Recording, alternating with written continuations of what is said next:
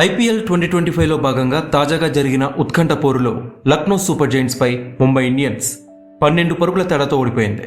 దిగ్వేష్కి player of the match award దక్కింది. 2 ఓవర్స్లో ముంబై విజయానికి 29 పరుగులు అవసరమయ్యాయి. కానీ 19వ ఓవర్లో మొదటి 5 బంతులకి కేవలం 5 సింగిల్సే రావడంతో మ్యాచ్ ఉత్కంఠగా మారింది. అయితే తిలక్ వర్మ పరుగులు చేయడానికి కాస్త ఇబ్బంది పడి రిటైర్డ్ అవుట్గా వెనుదిరిగాడు. ఆ తర్వాత క్రీజులోకి శాంట్నర్ వచ్చాడు. ఇక చివరి ఓవర్లో విజయానికి 22 పరుగులు అవసరమయ్యాయి. మొదటి బంతికి హార్దిక్ 6 కొట్టాడు. రెండో బంతికి 2 పరుగులే వచ్చాయి. తర్వాత 4 బంతుల్లో కేవలం 1 సింగిలే వచ్చింది. దీంతో ముంబై విజయం అందుకోలేకపోయింది. ఇక ఈ ఓటమిపై హార్దిక్ పాండ్యా స్పందిస్తూ, ఓటమి ఖచ్చితంగా బాధేస్తుంది, నిరాశ కలిగిస్తుంది. మేం ఆటలో కొన్ని కీలక సమయాల్లో తప్పులు చేశాం. నిజంగా చెప్పాలంటే మేం 10 నుంచి 15 పరుగులు అదనంగా ఇచ్చేశాం.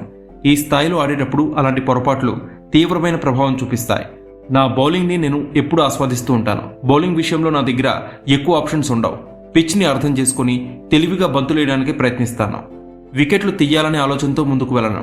డాట్ బంతులు వేయాలని చూస్తాను. ఎందుకంటే అలా చేస్తే ఒత్తిడిలో బ్యాటర్లు తప్పులు చేసే అవకాశం ఎక్కువగా ఉంటుంది. బ్యాటింగ్లో మేము అనుకున్న స్థాయిలో పరుగులు చేయలేకపోయాం. గెలుపైనా ఓటమైనా దాని జట్టుగానే తీసుకుంటాం.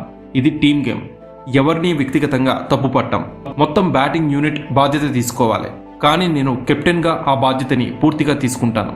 మాకు కొన్ని బిగ్ హిట్స్ అవసరమయ్యాయి, కానీ అది చేయలేకపోయాం. అయితే క్రికెట్లో ఇలాంటి రోజులు వస్తూ ఉంటాయి.